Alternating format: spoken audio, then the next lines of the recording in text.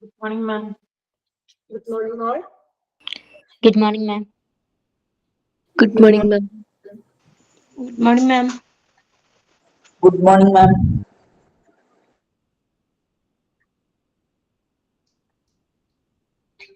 Okay, അപ്പോൾ class start ചെയ്യുകയാണ്. ഇപ്പോൾ നമ്മൾ കഴിഞ്ഞ ക്ലാസ്സിൽ ക്യാൻസർ ഓഫ് പേഷ്യന്റ് ആണ് നമ്മൾ കണ്ടിന്യൂ ചെയ്തിരുന്നത് അല്ലെ. നമ്മൾ കുറച്ച് കാര്യങ്ങളൊക്കെ പറഞ്ഞായിരുന്നു. ഇൻട്രാ, ഇന്റർ, ദെൻ പിന്നെ പർപ്പസ് പറഞ്ഞായിരുന്നു. കുറച്ച് കാര്യങ്ങളൊക്കെ ചർച്ച ചെയ്തായിരുന്നു അല്ലെ.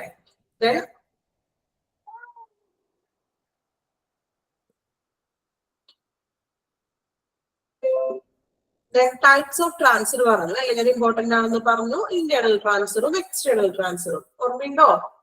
ഓർമ്മയുണ്ട് എല്ലാവർക്കും?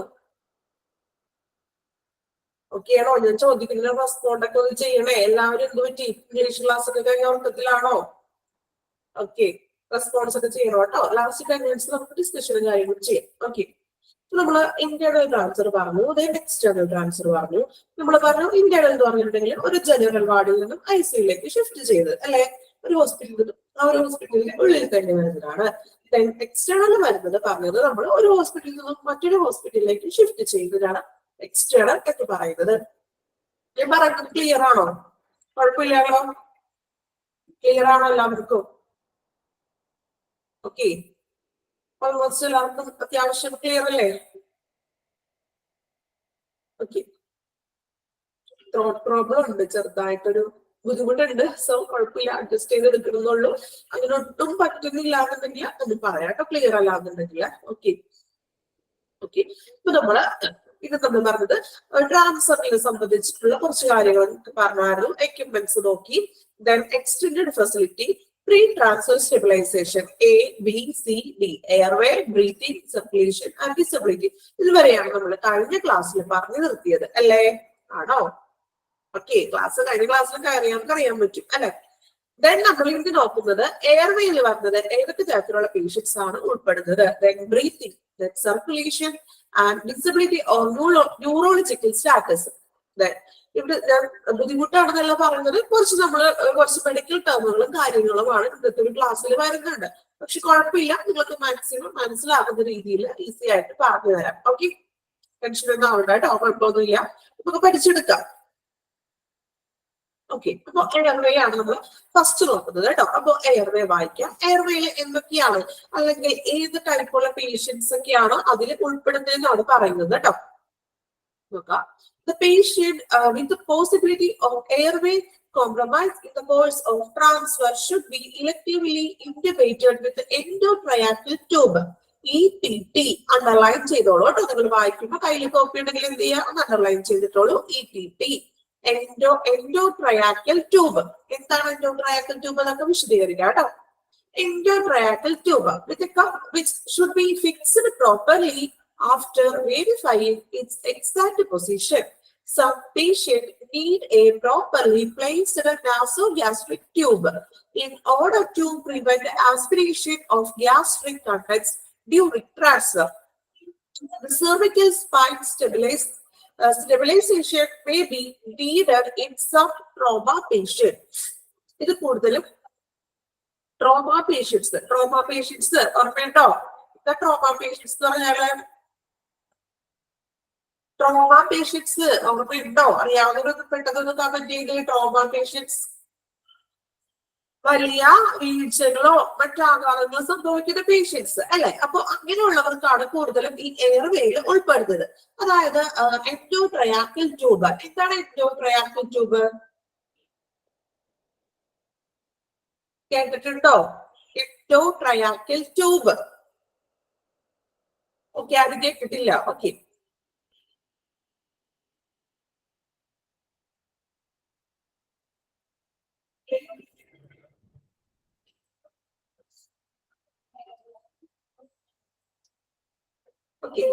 സ്ക്രീൻ എല്ലാവർക്കും ക്ലിയർ ആണോ? ക്ലിയർ ആണോ? കാണുന്നുണ്ടോ എല്ലാവരും പിക്ചർ? ഓക്കെ, നോക്കാം. എൻഡോട്രയാക്കിൾ ട്യൂബ് എന്ന് പറയുന്നത് ഇതാണ്. അതായത് നമുക്കറിയാം ചില വലിയ വീഴ്ചകളോ ട്രോമ പേഷ്യൻസോ അല്ലെങ്കിൽ ഇങ്ങനെ വളരെ നാളുകളായിട്ട് ഇങ്ങനെ തന്നെ കിടക്കുന്ന പേഷ്യൻസ് ഒക്കെ ഉണ്ടാവില്ലേ, കുറെ കിടപ്പ് രോഗികള്. അപ്പൊ അവർക്ക് ഫുഡ് നോർമലി നമ്മൾ കഴിക്കുന്ന പോലെ ഫുഡും അല്ലെങ്കിൽ കാര്യങ്ങളൊന്നും കഴിക്കാൻ പറ്റാത്ത തരത്തിലുള്ള പേഷ്യൻസ്, അവർക്കാണ് ഇങ്ങനെയുള്ള ഒരു എൻഡോട്രയാക്കിൾ ട്യൂബ് എടുത്തത് അല്ലെ. അപ്പൊ അത് വായിൽ കൂടി ഇടുന്ന ട്യൂബുകളുണ്ട്, അതുപോലെ തന്നെ മൂക്കിൽ കൂടിയും ഈ ട്യൂബുകൾ ഇടാറുണ്ട്. അപ്പൊ ഈ ട്യൂബിലൂടെയാണ് അവർക്ക് എന്ത് കൊടുക്കുന്നത്, ഫുഡും വെള്ളവും ഫുഡും അങ്ങനെയുള്ള കാര്യങ്ങളൊക്കെ കൊടുക്കുന്നത് ഈ ഒരു ട്യൂബ് വഴിയാണ്. അപ്പൊ എയർവേയിൽ വരുന്നത് ഇങ്ങനെയുള്ള പേഷ്യൻസ് ആയിരിക്കും കൂടുതൽ വരുന്നത്, അതായത് ട്യൂബൊക്കെ ഇട്ടിട്ടുള്ള പേഷ്യൻസ്. അപ്പൊ ഈ ട്യൂബ് ഇടാന്ന് വെച്ചിട്ടുണ്ടെങ്കിൽ എന്തിനാണ്, അവർക്ക് ആ ഒരു കറക്റ്റ് ആയിട്ടുള്ള ഫുഡും കാര്യങ്ങളും ആ ട്യൂബിലൂടെ സിറിഞ്ച് വഴിയാണ് ഈ ഒരു ഫുഡും കാര്യങ്ങളും കൊടുക്കുന്നത്. ആ ഫുഡിന് കറക്റ്റ് ആയിട്ടുള്ള വളരെ ലിക്വിഡ് ആയിട്ടുള്ള ഒരു ഫുഡ് ആയിരിക്കും കൊടുക്കേണ്ടത്. അതിന് ചെറിയൊരു തരി പോലും വരാൻ പാടില്ല, അത്രയും സൂക്ഷ്മമായിട്ട് വേണം. അതിനൊരു അളവ് കാര്യങ്ങളൊക്കെ ഉണ്ട്, 200 മില്ലിഗ്രാം അത്രയൊക്കെയാണ് മാക്സിമം ഒരു ടൈമിൽ കൊടുക്കേണ്ടത്. ദെൻ 1 മണിക്കൂർ ഇടവിട്ടായിരിക്കണം ദെൻ ഫുഡ് കൊടുക്കേണ്ടത്. കുറെ നമ്മൾ ഉച്ചയ്ക്കിപ്പോ ചോറ് കഴിക്കുന്ന പോലെ കുറെ അത്രയും തന്നെ ഫുഡ് ലിക്വിഡ് ആയിട്ട് കൊടുക്കുകയല്ല ചെയ്യേണ്ടത്. അതിന് പ്രോപ്പർ ആയിട്ടുള്ളൊരു എന്താ പറയുക ഒരു അളവും കാര്യങ്ങളൊക്കെ ഉണ്ട്. ദെൻ 1 മണിക്കൂർ ഇടവിട്ടൊക്കെ വേണം ഫുഡ് കൊടുക്കേണ്ടത്. അപ്പൊ ഇത് കൂടുതൽ ട്രോമ പേഷ്യൻസിനും അല്ലെങ്കിൽ ഇങ്ങനെ കിടപ്പ് രോഗികളൊക്കെ ഉണ്ടാവില്ലേ, അവർക്കൊക്കെയാണ് ഇങ്ങനെയുള്ള എൻഡോട്രയാക്കിൾ ട്യൂബ് ഉപയോഗിക്കുന്നത് കേട്ടോ. ഇത് വായിലൂടെ കടത്തി വിട്ടിട്ട് നമ്മളുടെ ഈ ഫുഡൊക്കെ ഇതിലൂടെയാണ് ട്യൂബിലേക്ക് എത്തുന്നത്. ട്യൂബ് കിട്ടുന്ന പേഷ്യൻസിനെ പ്രത്യേകം ശ്രദ്ധിക്കണം, കാരണം അവർക്ക് ഒരു ഇതുപോലെ ഫുഡ് ലിക്വിഡ് ആയിട്ട് തന്നെ കൊടുക്കണം. ചെറിയൊരു അംശം പോലും വന്നാൽ ചിലപ്പോൾ അത് ഈ പറഞ്ഞ പോലെ ശ്വാസകോശത്തിൽ കെട്ടാനായിട്ടുള്ള സാധ്യത കൂടുതലാണ്. മാക്സിമം അവരുടെ തല മുക്കി വെച്ചിട്ടായിരിക്കും ഈ ട്യൂബിന്റെ പേഷ്യൻസിനെ കിടത്തുന്നത്. ഓക്കെ, എൻഡോട്രയാക്കിൾ ട്യൂബ് ക്ലിയർ ആയോ എല്ലാവർക്കും? Okay okay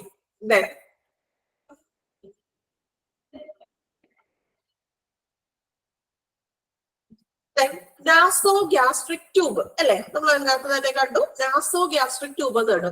നാസോ gastric tube means ഉദ്ദേശിക്കുന്നത് ഇതുപോലെ തന്നെ എൻഡോട്രയാക്കിൾ ട്യൂബ് പോലെ തന്നെ മൂക്കിലൂടെ നാസോ, അതായത് മൂക്കിലൂടെ ഇടുന്ന ട്യൂബിനെയാണ് നമ്മൾ നാസോ ഗ്യാസ്ട്രിക് ട്യൂബ് എന്ന് പറയുന്നത്. ഇതേപോലത്തെ തന്നെ പേഷ്യൻസ് ആയിരിക്കും ചില പേഷ്യൻസിനും, അല്ലെങ്കിൽ ഇതിലൂടെ ശ്വാസത്തിന് ബുദ്ധിമുട്ടുള്ളതും അങ്ങനെയുള്ളത് ഈ നമ്മള് മൂക്കിലൂടെയും ഇടും. അത് ഓരോരുത്തരുടെ ആ ഒരു ഏതാണോ പേഷ്യന്റിന്റെ കണ്ടീഷൻ അതനുസരിച്ചിട്ടായിരിക്കും ഈ ട്യൂബുകൾ ഫിക്സ് ചെയ്യുന്നത്.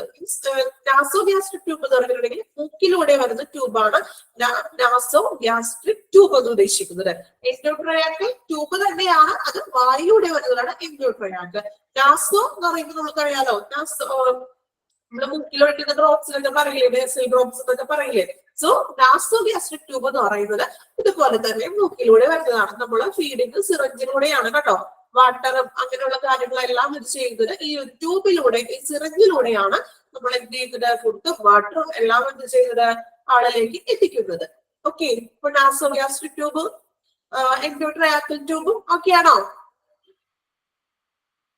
ക്ലിയർ ആയോ? ഓക്കെ, നിങ്ങൾക്ക് പിക്ചർ കണ്ടപ്പോ കുറച്ചും കൂടി ക്ലിയർ ആയിട്ടുള്ള ഐഡിയ കിട്ടിയല്ലേ. അപ്പൊ നിങ്ങൾക്ക് എളുപ്പം മനസ്സിലാക്കാൻ വേണ്ടിയിട്ടാണ് ഞാൻ പിക്ചർ കൂടി എടുത്തിട്ട് നിങ്ങളെ കാണിക്കുന്നത്. ഓക്കെ, അപ്പൊ നോക്കാം. നമ്മൾ പറഞ്ഞത് എയർവേയിൽ വരുന്നത് അല്ലെ. അപ്പൊ എയർവേയിൽ വരുന്നത് മെയിൻ ആയിട്ട് ഇങ്ങനെ എൻഡോട്രയാക്കിൾ ട്യൂബ്, ETT ഇമ്പോർട്ടന്റ് എക്സാമിൽ ചോദിക്കാറുണ്ട് ETT. Okay, endotracheal tube. Then നമ്മൾ പറഞ്ഞു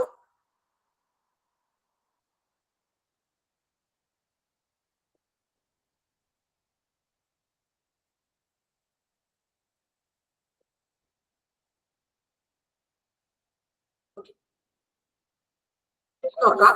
The patient possibility airway come. അപ്പോ എയർവേയിൽ വരുന്നത് ഇങ്ങനെയുള്ള ട്യൂബുകൾ കിട്ടിയ പേഷ്യൻസ് ഒക്കെ ഇല്ലേ, എൻഡോട്രയാക്കിൾ ട്യൂബോ അല്ലെങ്കിൽ നാസോ ഗ്യാസ്ട്രിക് ട്യൂബ് മീൻസ് മൂക്കിലൂടെ ഇരുന്ന ട്യൂബുകൾ, ഇങ്ങനെയുള്ള പേഷ്യൻസ് ഒക്കെയാണ് ഇതിൽ ഉൾപ്പെടുന്നത്.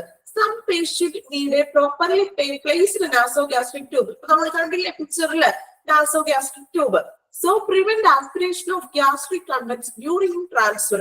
അപ്പോ ഈ ട്രാൻസ്ഫർ ചെയ്യുന്ന സമയത്ത് വേറെ പ്രശ്നങ്ങളൊന്നും വരാത്ത രീതിയിൽ ഇങ്ങനെയുള്ളൊരു ട്യൂബും കാര്യങ്ങളൊക്കെ സെറ്റ് ചെയ്തിട്ടാണ് ആളെ നമ്മൾ ട്രാൻസ്ഫർ ചെയ്യുന്നത്. അപ്പൊ അതൊക്കെയാണ് എയർവേയിൽ വരുന്നത്.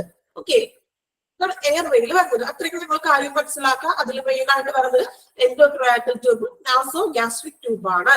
ഓക്കെ, അത്രയും നിങ്ങളത് പ്രോപ്പർ ആയിട്ടുള്ള ഒരു മീനിങ് നിങ്ങൾ മനസ്സിലാക്കണം. നിങ്ങൾ കൂടുതലൊന്നും പഠിക്കണ്ട. ഓക്കെ, കാര്യം സംഭവം ഇത്രയേ ഉള്ളൂ. എൻഡോ ട്രയാങ്കിളും നാസോഗ്യാസ്ട്രിക് ട്യൂബും വരുന്നു. ഓക്കെ, നെക്സ്റ്റിലോട്ട് പോകാം. ബ്രീത്തിങ്. ബ്രീത്തിങ്ങിൽ എന്താണ് വരുന്നത് നോക്കാം കേട്ടോ. നോക്കാം. The ventilation should be sufficiently regulated with the optimization of the arterial blood gas values in the suspected pneumothorax chest drain should be installed before transfer, especially before air transport. ഇവിടെ നമ്മൾ പറയുന്നത് breathing means നമുക്കറിയാം ശ്വസനമാണ് അല്ലെ. അപ്പോ ശ്വാസകോശമായിട്ടും ശ്വസനമായിട്ടും related ആയിരിക്കും അല്ലെ. നോക്കാം ബ്രീത്തിങ്ങിൽ വരുന്നത് എന്താണ്. ബ്രീത്തിങ്ങിൽ പറഞ്ഞത് the ventilation should be sufficiently regulated with optimization of, അതായത് ഇപ്പോ നമ്മളുടെ ഇവിടെ നമ്മള് ബ്രീത്തിങ് എന്ന് ഉദ്ദേശിക്കുന്നത് ധമനികളിലെ നമ്മളുടെ ശരീരത്തിൽ ആർട്ടീരിയൽ മീൻസ് ധമനികളില ഈ ബ്ലഡ് ഗ്യാസ് വാൽവ്സ് അല്ലെ, അതായത് ഈ ധമനികളില ഈ രക്തവാതക മൂല്യങ്ങളുടെ ഒരു ഒപ്റ്റിമൈസേഷൻ ഉപയോഗിച്ച്, ഒപ്റ്റിമൈസേഷൻ മീൻസ് അല്ലെങ്കിൽ അതിന്റെ ഒരു നല്ല വശം കൊണ്ടുവരിക എന്നൊക്കെ പറയുക. ഓക്കെ, അപ്പൊ അതായത് ഇപ്പൊ ഒരു ന്യൂമോതൊറാക്സ് ട്രാൻസ്ഫറിന് മുൻപ് ഇനി ബ്രീത്തിങ് പ്രോബ്ലം ഉള്ള പേഷ്യൻസിനാണെങ്കിൽ ഇന്ന് സസ്പെക്റ്റഡ് ന്യൂമോതൊറാക്സ് ചെസ്റ്റ് ഡ്രെയിനുകൾ സ്ഥാപിക്കണം എന്നാണ് പറയുന്നത്. ന്യൂമോതൊറാക്സ് എന്താണ് ന്യൂമോതൊറാക്സ് എന്ന് പറഞ്ഞാല്? കേട്ടിട്ടുണ്ടോ pneumothorax? Pneumothorax okay,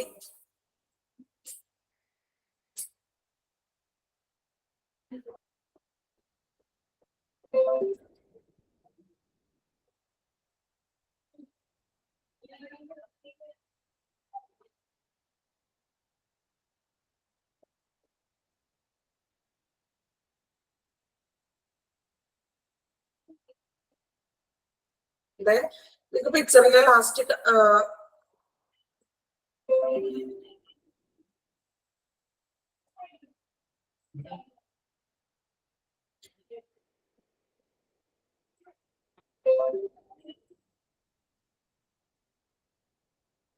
okay.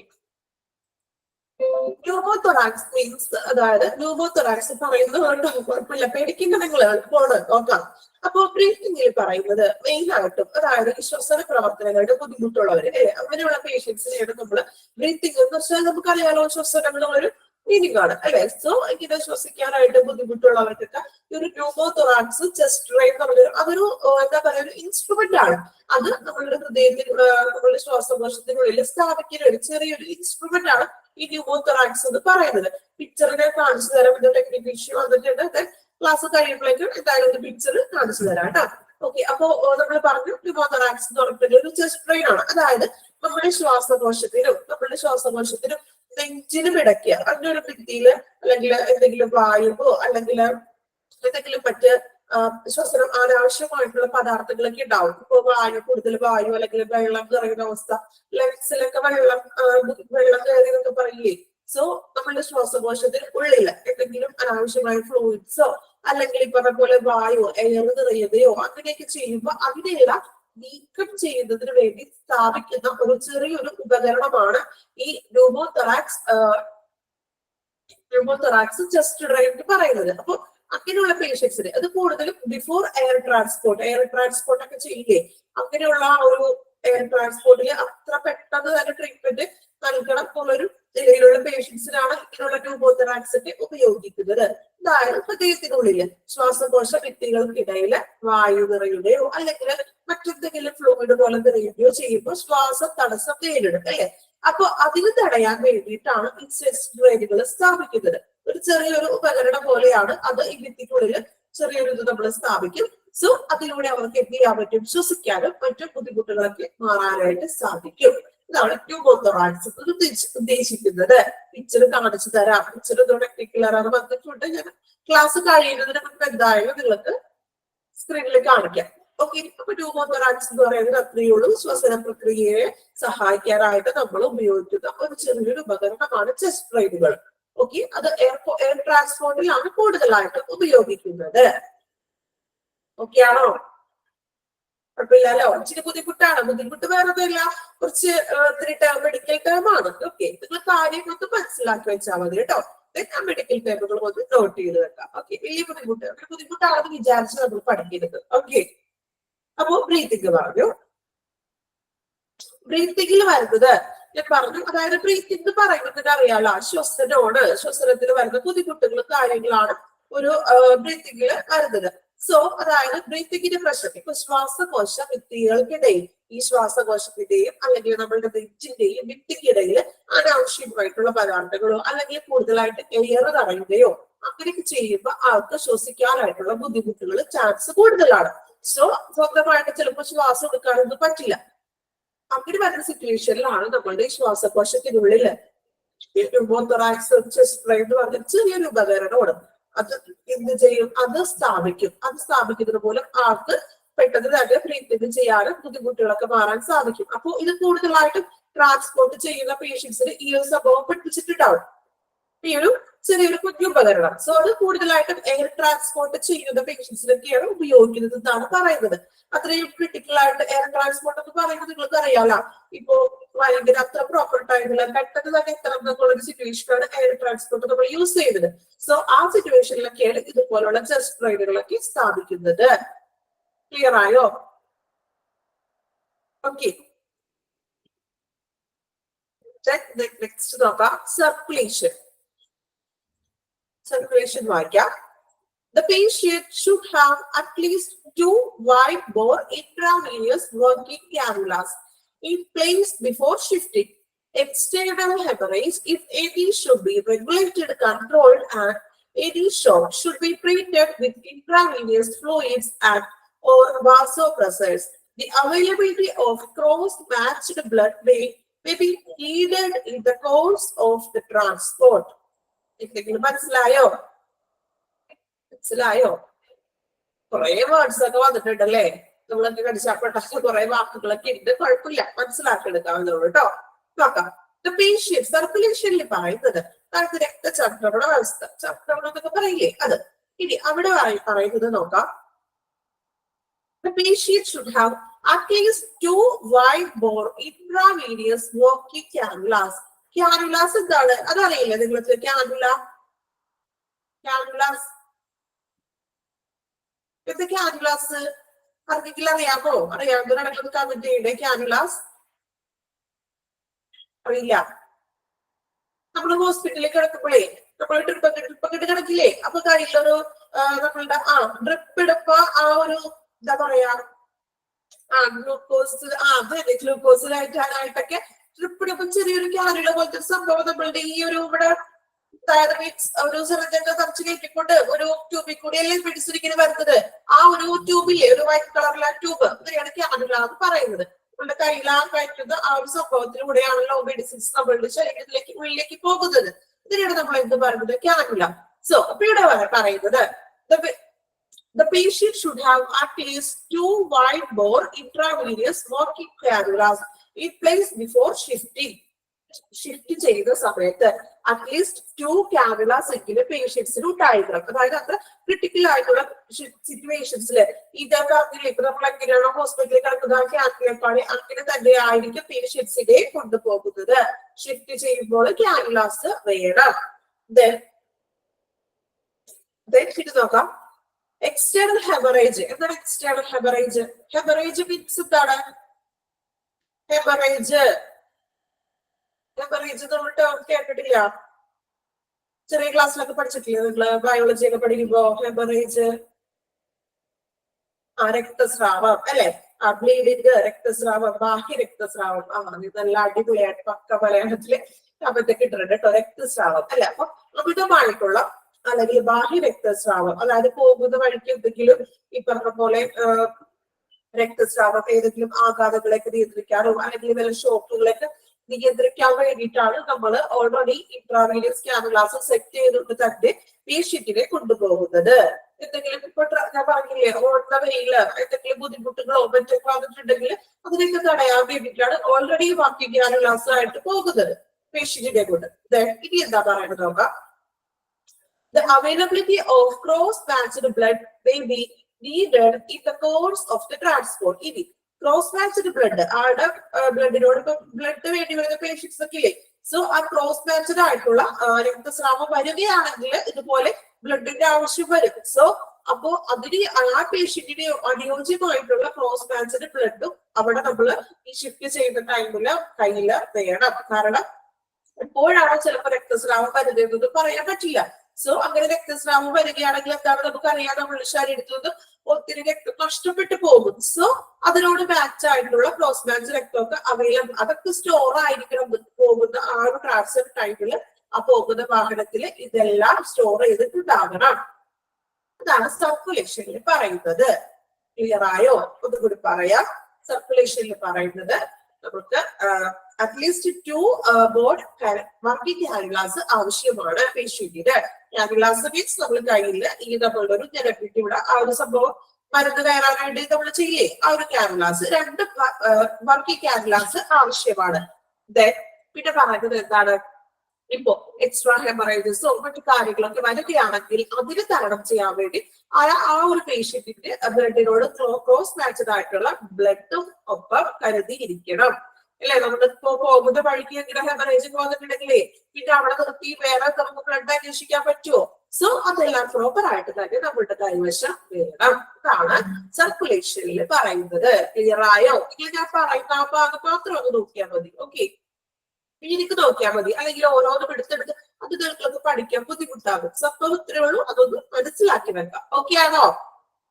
Circulation വാസോ പ്രസേഴ്സ് means കുഴലുകള്, രക്തസിരകൾ എന്നൊക്കെ പറയില്ലേ, അതായത് ഹെമറേജ് ഒക്കെ വന്നത്, അതായത് ഇൻട്രാവീനസ് ഫ്ലൂയിഡ് ഓർ വാസോ, അതായത് ഈ പറഞ്ഞ പോലെ, അതായത് ഇപ്പൊ ഏതെങ്കിലും തരത്തിൽ ഷോക്കുകൾ വരുമ്പോ ഈ ഫ്ലൂയിഡ്സ് മറ്റു കാര്യങ്ങളൊക്കെ വരികയോ അല്ലെങ്കിൽ ഇപ്പൊ രക്തക്കുഴലുകൾ പൊട്ടുകയോ അങ്ങനെയൊക്കെ പറയില്ല. അതിനാണ് ഈ വാസോ പ്രസേഴ്സ് എന്ന് പറഞ്ഞാൽ രക്തക്കുഴലുകൾ, സിരകൾ എന്നൊക്കെ പറയുന്നത് കേട്ടോ. ഓക്കെ, അപ്പൊ നിങ്ങള് ഫസ്റ്റ് 3 ഒന്ന് പെട്ടെന്ന് വായിച്ചു നോക്കൂ കേട്ടോ. എയർവേ വായിക്കാം, ബ്രീത്തിങ്, സർക്കുലേഷൻ 3 ഒന്ന് വായിച്ചു നോക്കാം.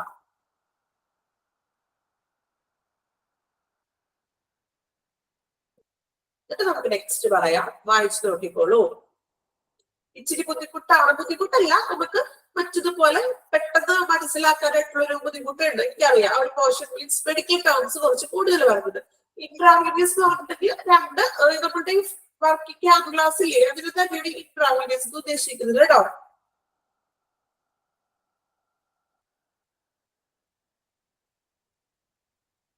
അതായത് മരുന്ന് മെഡിസിൻസ് സ്വീകരിക്കുന്ന ചെറിയൊരു ട്യൂബ്. ഓക്കെ, ഈ ഒരു കുഞ്ഞു സെക്ഷൻ മാത്രം വരുന്നുള്ളൂ ഇങ്ങനെ മെഡിക്കൽ ടേം കേട്ടോ. എയർവേയിൽ പറഞ്ഞത് വേറൊന്നുമില്ല, നമ്മൾ ട്യൂബ് ഇട്ട പേഷ്യൻസ് ആണ് എയർവേയിൽ വരുന്നത്. അതായത് വായിലൂടെയും മൂക്കിലൂടെയും നാസോഗ്യാസ്ട്രിക് ട്യൂബ് മൂക്കിലൂടെയും. അപ്പൊ അങ്ങനെയുള്ള പേഷ്യൻസ് ആണ് കൂടുതലും എയർവേയിൽ ഉൾപ്പെടുന്നത്. ഇതിനകത്ത് നമ്മൾ മെയിൻ ആയിട്ട് നിങ്ങൾക്ക് എക്സാമിന് ചോദിക്കുന്നത് ഈ ETT ചോദിക്കാറുണ്ട്, എക്ടോ ട്രയാക്കിൾ ട്യൂബ് ചോദിക്കാറുണ്ട്. അപ്പൊ ജസ്റ്റ് ഞാൻ പറഞ്ഞില്ലേ, അതൊന്ന് മനസ്സിലാക്കി വെക്കാം. അപ്പൊ അതിന് വരുന്നത് എക്ടോ ട്രയാക്കിൾ നാസോഗ്യാസ്ട്രിക് ട്യൂബ് ആണ്. ബാക്കിയുള്ള പേഷ്യൻസ് ഒക്കെയാണ് വരുന്നത്. ക്രിട്ടിക്കലി കുറച്ച് സീരിയസ് ആയിട്ടുള്ള പേഷ്യൻസ് ആയിരിക്കും ഇങ്ങനെ വരുന്നത്. ട്രോമ പേഷ്യൻസ് ഒക്കെയാണ് കൂടുതലായിട്ടും ഈ ഒരു ട്യൂബ് പേഷ്യൻസ് എന്ന് പറയുന്നത്. ഓക്കെ, ബ്രീത്തിങ്ങിൽ നമ്മൾ പറഞ്ഞു ശ്വാസത്തിന്റെ ബുദ്ധിമുട്ടൊക്കെ ഉള്ളവർക്ക് ഇതുപോലെ നമ്മുടെ ശ്വാസകോശത്തിനുള്ളിൽ എന്താണ് ഒരു ചെസ്റ്റ് ഡ്രൈ സ്ഥാപിക്കും. അതായത് കോശത്തിന്റെ ആ ഒരു ഭിത്തിക്കുള്ളിൽ ഇതുപോലെ വല്ല ഫ്ലൂയിഡുകളോ അല്ലെങ്കിൽ എയറോ നിറയുമ്പോൾ ആ ബുദ്ധിമുട്ടൊക്കെ വരുമല്ലോ. അപ്പൊ അതിലേക്ക് നീക്കം ചെയ്യാനായിട്ടാണ് ഈ ഒരു ട്യൂബോതൊറാക്സ് ചെസ്റ്റ് ഡ്രൈവുകൾ സ്ഥാപിക്കുന്നത്. ഓക്കെ, വായിച്ചോളൂ കേട്ടോ, വായിച്ചു നോക്കിക്കോളൂ.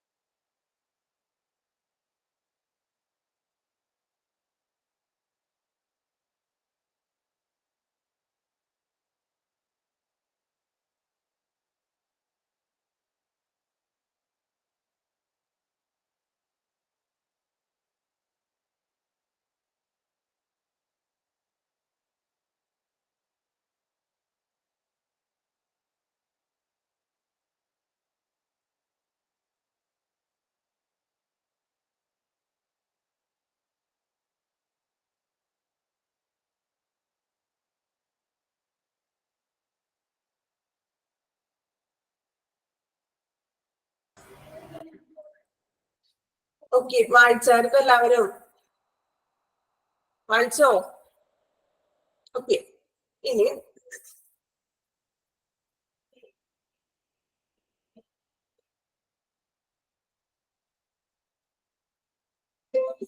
then airway and breathing, then circulation. Okay, ഇത് മൂന്നും ക്ലിയർ ആയല്ലോ? ഇച്ചിരി ബുദ്ധിമുട്ടൊന്നുമില്ല. അപ്പൊ മെഡിക്കൽ ടേമുകൾ വന്നുകൊണ്ടാണ് നമുക്ക് നമ്മൾ മറ്റേ ട്രാൻസ്ഫർ പെട്ടെന്ന് പറഞ്ഞ പോലെ പെട്ടെന്ന് അങ്ങോട്ട് ക്ലിക്ക് ആവില്ല അല്ലേ? എന്നാലും കുഴപ്പമില്ല, അത്യാവശ്യമുള്ള കാര്യങ്ങൾ മനസ്സിലാക്കാൻ ഞാൻ പറഞ്ഞല്ലോ. ഇത് നമ്മൾ EPTക്ക് ഇമ്പോർട്ടന്റ് ആയിട്ട് പഠിക്കണം കേട്ടോ. അത് എക്സാമിന് ചോദിക്കുന്നതാണ്. ദെൻ നിങ്ങൾ അതിന്റെ ഉള്ളിൽ വരുന്ന കാര്യങ്ങളൊന്നും മനസ്സിലാക്കി വെക്കാം. ഓക്കെ, ക്ലിയർ ആയല്ലോ? ദെൻ ലാസ്റ്റ് ഞാൻ പിക്ചർ ഒന്നുകൂടി കാണിച്ചു തരാം കേട്ടോ. ഓക്കെ, സർക്കുലേഷൻ കഴിഞ്ഞിട്ടോ. ഇനി then വരുന്നത് disability or neurological status. Disability എന്താ മീൻസ്? ഡിസബിലിറ്റി നമ്മൾ പറയില്ലേ, ഇപ്പൊ റീഡിങ് ഡിസബിലിറ്റി അല്ലെങ്കിൽ എന്താ പറയാ റൈറ്റിംഗ് ഡിസബിലിറ്റി എന്നൊക്കെ പറയും അല്ലെ? അപ്പൊ ഡിസബിലിറ്റി മീൻസ് എന്താണ്?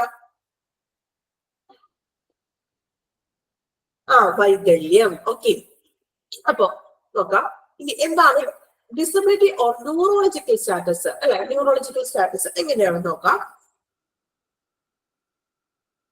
The patient with head injury should have their Glasgow Coma scale adequately monitored and recorded in document before and in the course of transfer and before administration of any sedative or palliative agent.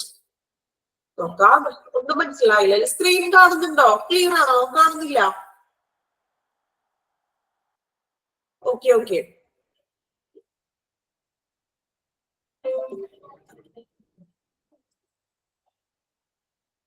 ഇപ്പൊ okay ആണോ? കാണുന്നുണ്ടോ screen?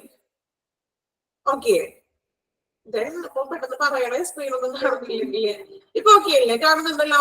Okay, അപ്പൊ നോക്കാം. ഇവിടെ പറയുന്നത് patient, അതായത് patient വിത്ത് head injury. ഇപ്പൊ head injury ആയിട്ടുള്ള പേഷ്യൻസ് ഒക്കെ, അതായത് തലയ്ക്ക് മാരകമായിട്ടുള്ള പരിക്കൊക്കെ പറ്റിയ പേഷ്യൻസ്, ആക്സിഡന്റ് കേസസിലൊക്കെയാണ് കൂടുതലും അങ്ങനെ തലക്ക് പരിക്കുകളൊക്കെ പറ്റുന്നത് പറയുന്നത് അല്ലെ? അപ്പൊ ഇവിടെ പറയുന്നത് നോക്കാം. Patient with a head injury should have their Glasgow Coma scale GCS. Important ആണ്, എക്സാമിന് എപ്പോഴും ചോദിക്കുന്ന ക്വസ്റ്റ്യൻ ആണ് GCS. അണ്ടർലൈൻ ചെയ്യാം, ഗ്ലാസ്ഗോ കോമ സ്കെയിൽ. അപ്പോ അതായത് ഈ ഗ്ലാസ്ഗോ കോമ സ്കെയിൽ എന്ന് പറയുന്നത് ഒരു മോണിറ്ററിംഗ് സിസ്റ്റം ആണ്. നമുക്കറിയാം, അതായത് ഒരു പേഷ്യന്റിന് കുറച്ച് പേഷ്യൻസ് കാര്യങ്ങളൊക്കെ കണക്ട് ചെയ്തിരിക്കുകയാണ്. അതായത് ആള് ഈ ഒരു എന്താ പറയാ കോമ സ്റ്റേജിലൊക്കെ കിടക്കുന്ന പേഷ്യൻസ്, അതായത് ചലനങ്ങളിൽ അറിയിക്കുന്നതും അങ്ങനെ അത്രയ്ക്ക് ക്രിട്ടിക്കൽ ആയിട്ട് തലക്ക് ഹെഡ് ഇഞ്ചുറി പരിക്കേറ്റ പേഷ്യൻസ് ആണ്. സോ അവരുടെ കാര്യങ്ങൾ ടെസ്റ്റ് ചെയ്യുന്ന ഒരു മോണിറ്ററിംഗ് സിസ്റ്റം ആണ് ഈ ഗ്ലാസ്ഗോ കോമ സ്കെയിൽ എന്ന് പറയുന്നത്. അപ്പൊ അവരുടെ നിരീക്ഷണങ്ങൾ ഈ ഒരു GCS അല്ലെങ്കിൽ ഗ്ലാസ്ഗോ കോമ സ്കെയിൽ വഴി നിരീക്ഷിക്കുന്നു എന്നാണ് പറയുന്നത്. അപ്പോ ഈ ട്രാൻസ്ഫർ ചെയ്യുന്നതിന് മുൻപ് ഇങ്ങനെയുള്ള ഒരു GCS വഴി, ഗ്ലാസ്ഗോ കോമ സ്കെയിൽ വഴി ഈ അവരുടെ ഈ എന്താ പറയാ അവരുടെ ഓരോ ചലനങ്ങൾ എങ്ങനെയാണ്, അതായത് കോമ സ്റ്റേജ് ആണല്ലോ, ആളനക്കില്ല അങ്ങനെ കിടക്കുന്നത് നമ്മൾ പറയാറില്ലേ, റെസ്പോണ്ട് ഒക്കെ ഇല്ലാണ്ട് കിടക്കുന്ന പേഷ്യൻസുകൾ. അപ്പൊ അവർക്ക് ഇങ്ങനെയുള്ള ഒരു ഗ്ലാസ്ഗോ കോമ സ്കെയിൽ എന്നുള്ള മോണിറ്ററിംഗ് സിസ്റ്റം ഏർപ്പെടുത്തും. അപ്പൊ അതിലൂടെ ഇങ്ങനെ നമുക്ക് എന്താ പറയാ ഓരോ ചലനങ്ങളും നീക്കാൻ കഴിയും. നമുക്ക് പിക്ചർ ഒന്ന് നമുക്ക് നോക്കാം.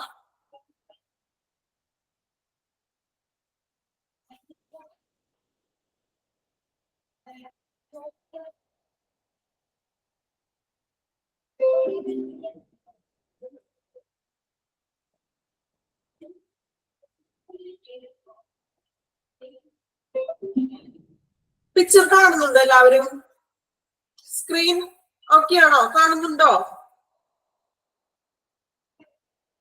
സ്ക്രീൻ കാണുന്നുണ്ടോ? ഓക്കെ. ന്യൂമോതൊറാക്സ് നമ്മൾ നേരത്തെ പറഞ്ഞില്ലേ, ന്യൂമോതൊറാക്സ് എന്താണെന്ന് കണ്ടോ? നോക്കി, അതായത് ചെസ്റ്റ് ഡ്രെയിനിന്റെ ഉള്ളിൽ ചെറിയ നമ്മളുടെ ഈ ഒരു ലങ്സിനും അല്ലെങ്കിൽ നമ്മുടെ ശ്വാസകോശത്തിനിടയിൽ എന്തെങ്കിലും എന്താ പറയാ ഞാൻ പറഞ്ഞത് ഇതുപോലെ എയറോ അല്ലെങ്കിൽ മറ്റെന്തെങ്കിലോ ബുദ്ധിമുട്ടുകൾ വരുമ്പോൾ ശ്വാസം പെട്ടെന്ന് തന്നെ ഓക്കെ ആവാൻ വേണ്ടി ചെറിയൊരു ഈ ഒരു പൊസിഷനിലാണ് ഈ ഒരു ചെസ്റ്റ് ഡ്രെയിനുകൾ സ്ഥാപിക്കുന്നത്. Okay, pneumothorax.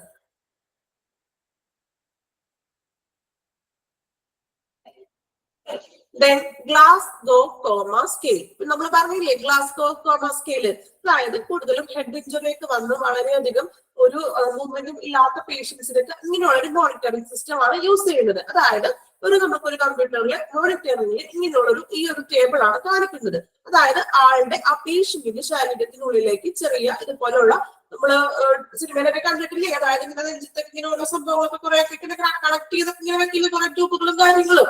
സോ അങ്ങനെ കണക്ട് ചെയ്ത് വെച്ചിട്ട് ഇങ്ങനെ ഒരു സിസ്റ്റമാണ് ഒരു മോണിറ്ററിംഗിൽ കാണുന്നത്. അതായത് ഇപ്പൊ ഓരോ ആ പേഷ്യന്റിന്റെ ഓരോ ചലനങ്ങളും എത്രത്തോളം ഉണ്ടെന്ന് ആ ഒരു മോണിറ്ററിംഗ് ചെയ്ത് കാണിക്കും. നോക്കി, ഐ ഓപ്പണിംഗ്, കണ്ണുകൾ ചലിക്കുന്നുണ്ടോ, ഇപ്പൊ കണ്ണിനെ കുറിച്ച് അനങ്ങുന്നുണ്ടോ, ദെൻ വെർബൽ റെസ്പോണ്ട് അല്ലെ, അത് സിനിമയുടെ പേരൊക്കെ ഇട്ടിട്ടുണ്ട് കേട്ടോ ഓരോരുത്തരെ. ഓക്കെ ഇപ്പൊ ഞാൻ പറഞ്ഞത് കൂടുതൽ സിനിമകളിലൊക്കെ ആയിരിക്കും നിങ്ങൾ കാണുന്നത് അല്ലെ. അപ്പൊ അങ്ങനെയൊക്കെ പറയുമ്പോൾ നിങ്ങൾക്ക് കുറച്ചും കൂടി പെട്ടെന്ന് കിട്ടൂലേ, വേറെ നമ്മള് എന്താ പറയാ അങ്ങനെ പറയുമ്പോൾ കുറച്ചും കൂടി ക്ലിയർ ആവും അല്ലെ. അപ്പൊ നോക്കി, ഇപ്പൊ ഗ്ലാസ്ഗോ കോമാല് പറയുന്നത് ഓരോ ചലനങ്ങളും ഇപ്പൊ നോക്കി, ഐ ഓപ്പണിംഗ് എങ്ങനെയാണ് കണ്ണിന്റെ ചലനം, അത് ചലിക്കുന്നുണ്ടോ, അത് എത്ര സെക്കൻഡ് അല്ലെങ്കിൽ ഇത്ര കറക്റ്റ് പ്രോപ്പർ ആയിട്ട് അത് ഈ മോണിറ്ററിംഗ് ചെയ്ത് കാണിക്കും. വെർബൽ റെസ്പോണ്ട്, ഇപ്പൊ ലിപ് മൂവ്മെന്റ്സ് ഉണ്ടോ, അല്ലെങ്കിൽ ചുണ്ടല അടയ്ക്കുന്നുണ്ടോ, നമ്മൾ എന്തെങ്കിലും പറയാനായിട്ട് ആൾ ശ്രമിക്കുന്നുണ്ടോ, അങ്ങനെയുള്ള കാര്യങ്ങളാണ് വെർബൽ റെസ്പോൺസിൽ കാണിക്കും. അതുപോലെ മോട്ടോർ റെസ്പോൺസ്, ഫിസിക്കൽ ആയിട്ട് കൈകാലുകൾ എന്തെങ്കിലും ചലനമുണ്ടോ, അനങ്ങുന്നുണ്ടോ, അപ്പൊ ഇങ്ങനെയുള്ള കാര്യങ്ങളൊക്കെയാണ് ഗ്ലാസ്ഗോ കോമ സ്കെയിലില് കാണിക്കുന്നത്. ഇപ്പൊ ക്ലിയർ ആയോ? എന്തെങ്കിലും ഒരു ഐഡിയ കിട്ടിയോ?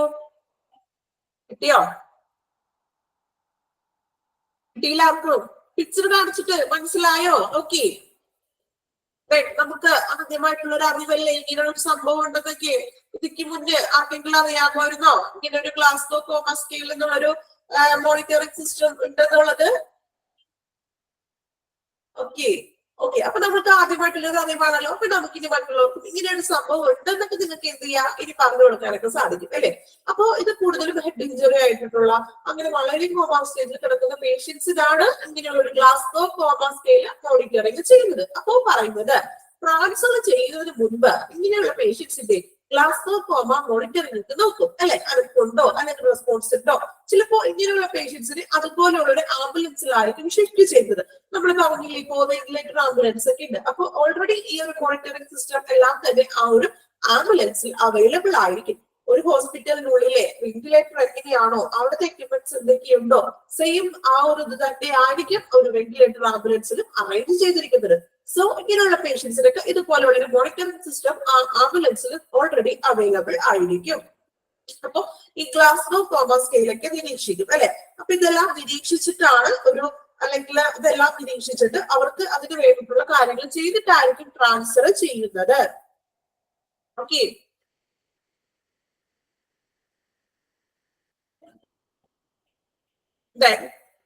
സ്ക്രീൻ കാണുന്നുണ്ടല്ലോ? ഓക്കെ അല്ലേ? കാണുന്നില്ലേ?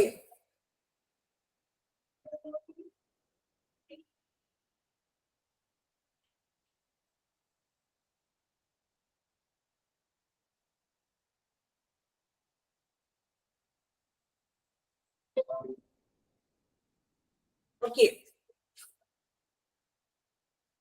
ഇപ്പൊ കാണുന്നുണ്ടോ സ്ക്രീൻ? ഓക്കെ, അപ്പൊ നമ്മൾ പറഞ്ഞു, അതായത് ഗ്ലാസ്ഗോ കോമ സ്കെയില് ഇതിലുള്ള മോണിറ്ററിംഗ് സിസ്റ്റം ഒക്കെയാണ് കൂടുതലും ഹെഡ് ഇഞ്ചുറി ഒക്കെ ആയിട്ടുള്ള പേഷ്യൻസിനൊക്കെയാണ് അത് ഉപയോഗിക്കുന്നത്. Then നോക്കാം, transfer patient with head injury should have their Glasgow coma scale adequately monitored and recorded in document before and in the course of transfer and before the administration of any sedative or paralytic agent. എന്താണ് paralytic agent? അല്ലെങ്കിൽ sedative എന്ന് പറഞ്ഞാൽ എന്താണ് sedative? Sedation എന്നൊക്കെ പറയില്ലേ ചില മെഡിസിൻസിനൊക്കെ sedation ഉണ്ടെന്ന് പറയും. എന്താ അതിന്റെ അർത്ഥം? നമ്മൾ ചില ഒരു മയക്കുമരുന്ന് നല്ല അതിന്റെ അർത്ഥം ചില എനിക്ക് തോന്നുന്നു കൂടുതലായിട്ട് ഈ അലർജിയുടെ മെഡിസിൻസുകള് അല്ലെങ്കിൽ ഇതുപോലെ കോൾഡിനൊക്കെ കഴിക്കുന്ന മെഡിസിൻസ് ഒക്കെ കഴിക്കുമ്പോൾ നമുക്ക് ഉറക്കം വരാറുണ്ട് കൂടുതലായിട്ടും, ഇല്ലേ? വരാറുണ്ടോ? നിങ്ങൾക്ക് തോന്നിയിട്ടുണ്ടോ അങ്ങനെ? എല്ലാ മെഡിസിനും അല്ല, പക്ഷെ നമ്മൾ ചില മെഡിസിൻ കഴിക്കുമ്പോൾ ഭയങ്കര മയക്കം അല്ലെങ്കിൽ ഭയങ്കര ഉറക്കമാണെന്ന് നമ്മൾ പറയാറുണ്ട് അല്ലെ. സോ അങ്ങനെയുള്ള സെഡേറ്റീവ്സ് ആയിട്ടുള്ള മരുന്നുകൾ, സെഡേറ്റീവ് മെഡിസിൻസുകളും. അപ്പൊ ഇങ്ങനെയുള്ള രോഗികൾക്ക് നമ്മൾ എന്ത് ചെയ്യും? ഗ്ലാസ്കോമ മോണിറ്ററൈസിംഗ് ഒക്കെ ചെയ്യും. ഇനി അതുപോലെ ഇപ്പൊ ട്രാൻസ്ഫർ ചെയ്യുന്നതിന് മുൻപ് ഇതുപോലെ ഏതെങ്കിലും സെഡേറ്റീവ് മെഡിസിൻസുകൾ ഇവർക്ക് നൽകും.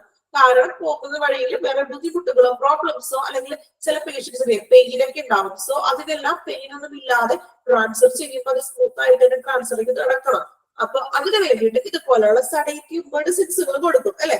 സഡേറ്റീവ് മെഡിസിൻസുകൾ കൊടുക്കുകയാണെങ്കിൽ അതും എന്ത് ചെയ്യണം എന്നാ പറയുന്നത്? ബിഫോർ അഡ്മിനിസ്ട്രേഷൻ ഓഫ് അതായത് നമ്മൾ ആ ഒരു ഡോക്യുമെന്റിൽ അത് കൂടി ഉൾപ്പെടുത്തണം. ഇങ്ങനെ സഡേറ്റീവ് മെഡിസിൻസ് കൊടുത്തിട്ടാണ് നമ്മൾ ആളെ ട്രാൻസ്ഫർ ചെയ്യുന്നത് എന്ന് കൂടി ചെയ്യാം, ഡോക്യുമെന്റിൽ ഉൾപ്പെടുത്തുക. ഇനി ഈ പാരലിറ്റിക് ഏജന്റ് മീൻസ് ഒരു എന്താ പറയാ തളർവാദം, അതായത് കിടപ്പായിട്ടുള്ള പേഷ്യൻസ് അല്ലെ, തളർത്തുക മീൻസ് ഇതുപോലെ സഡേറ്റീവ് ഒക്കെ കൊടുത്തിട്ട് വേണം ആളെ എന്ത് ചെയ്യാൻ? ട്രാൻസ്ഫർ ചെയ്യാം. ഭയങ്കര പെയിനുള്ള പേഷ്യൻസ് ആയിരിക്കുമ്പോൾ ഒരു സഡേറ്റീവ് കൊടുത്തിട്ടുണ്ടെങ്കിൽ അവർ ആ ഒരു മയക്കത്തിൽ ആ ഒരു വേദന ഇല്ലാതെ ആളെ നമുക്ക് ട്രാൻസ്ഫർ ചെയ്യാൻ സാധിക്കും. ഭയങ്കര വേദനയും ബുദ്ധിമുട്ടൊക്കെ ആണെങ്കിൽ ഇപ്പൊ പോകുന്ന വഴിയിലേക്ക് ബുദ്ധിമുട്ടുകളൊക്കെ ആയിരിക്കും അല്ലേ. സോ അതിനുവേണ്ടി അതിന് മുന്നേ തന്നെ ഈ ഗ്ലാസ്കോമ സ്കെയിൽ ആ ഒരു മോണിറ്ററിംഗ് സിസ്റ്റം ഒക്കെ നോക്കിയിട്ട് നമ്മൾ എന്ത് ചെയ്യും? ഇതുപോലെ സഡേറ്റീവ് മെഡിസിൻസ് ഒക്കെ കൊടുത്തിട്ടാണ് നമ്മൾ ട്രാൻസ്ഫർ ചെയ്യുന്നത്. ഓക്കെ, അപ്പൊ GCS ഓക്കെ ആണല്ലോ. ഗ്ലാസ്കോമ സ്കെയിൽ എക്സാമ്പിൾ ചോദിക്കാറുണ്ട്, അണ്ടർലൈൻ ചെയ്യാം കേട്ടോ, ഇമ്പോർട്ടന്റ് ആണ്. Okay, the patient should be protected from cold by providing suitable blanket apart from the above pre-transfer checklist. ഇനി ഇതുപോലെ ട്രാൻസ്ഫർ ചെയ്യുന്ന സമയത്ത് ഇതുപോലെ മറ്റു വൈകുന്നേരവും അങ്ങനെയുള്ള കാര്യങ്ങളൊക്കെ ആണെങ്കിൽ പേഷ്യന്റിന് സ്യൂട്ടബിൾ ആയിട്ടുള്ള ബ്ലാങ്കറ്റ്സുകളും മറ്റും പ്രൊവൈഡ് ചെയ്ത് നമ്മൾ കൊടുക്കാറുണ്ട്. ആളെ ഭയങ്കര കംഫർട്ട് ആയിട്ടുള്ള രീതിയിലല്ലേ നമ്മൾ ട്രാൻസ്ഫർ ചെയ്യേണ്ടത്. സോ അതിനാവശ്യമായിട്ടുള്ള ബ്ലാങ്കറ്റ്സും കാര്യങ്ങളൊക്കെ കൊടുക്കുന്നു. On the day transfer itself, all basic investigation should be performed to reflect the present condition of the patient. അതായത് എന്താ പറയുന്നത്? ഇപ്പോ അനുയോജ്യമായിട്ടുള്ള ഒരു ബ്ലാങ്കറ്റ്സ് ഒക്കെ നൽകി അല്ലെ. പറയുന്നത് ട്രാൻസ്ഫർ ചെയ്യുന്ന ആ ഒരു ഡേ തന്നെ രോഗിയുടെ ആ ഒരു നിലവിലത്തെ കണ്ടീഷൻ, പ്രസന്റ് കണ്ടീഷൻ എന്താണോ ആ ഒരു അവസ്ഥയെ പ്രതിഫലിപ്പിക്കുന്ന രീതിയിൽ കാര്യക്ഷമമായിട്ടായിരിക്കണം ട്രാൻസ്ഫർ ചെയ്യേണ്ടത്. അതായത് ട്രാൻസ്ഫർ ചെയ്യുന്ന ടൈമിൽ എന്താണ് കണ്ടീഷൻ, അപ്പൊ അതിനനുസരിച്ചിട്ടുള്ള മെഡിസിൻസ് കാര്യങ്ങൾ കൊടുത്ത് അത്രയും മോസ്റ്റ് ഇഫക്ഷൻ, അതായത് കൂടുതൽ കാര്യക്ഷമമായിട്ട് വേണം ആളെ ട്രാൻസ്ഫർ ചെയ്യുവാൻ. ഓക്കെ, ഇതാണ് ഡിസബിലിറ്റിയിൽ വരുന്നത്. ഗ്ലാസ്കോമ സ്കെയിൽ ഉപയോഗിക്കുന്നു. മെയിൻ ആയിട്ട് ഹെഡ് ഇഞ്ചുറി വരുന്ന പേഷ്യൻസ് ആണ് ഇവിടെ വരുന്നത്. ക്ലിയർ ആയോ? എന്താണെന്നുള്ള കാര്യം നിങ്ങൾ മനസ്സിലാക്കി വെക്കാം കേട്ടോ. ഗ്ലാസ്കോമ സ്കെയിൽ ഇമ്പോർട്ടന്റ് ആണ് ഈ പറഞ്ഞത് കേട്ടോ. നെക്സ്റ്റ് ഒരു സെക്ഷൻ കൂടെ നോക്കാം. ഇത് വലിയ ബുദ്ധിമുട്ടില്ല കേട്ടോ. നോക്കാം, മോഡ് ഓഫ് ട്രാൻസ്ഫർ എങ്ങനെയൊക്കെയാണ് നമ്മൾ ട്രാൻസ്ഫർ ചെയ്യുന്നത് പറഞ്ഞു.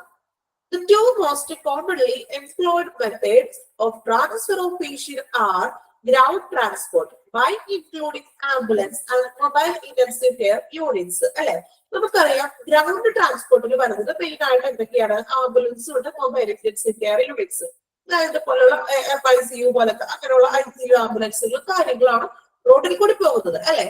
ദെൻ എയർ ട്രാൻസ്പോർട്ടിൽ ഇൻക്ലൂഡ് ആയിട്ടുള്ളത് ഹെലികോപ്റ്റർ ഉണ്ടാവും, എയറോപ്ലെയിൻ ആംബുലൻസുകൾ ഉണ്ടാവും അല്ലെ.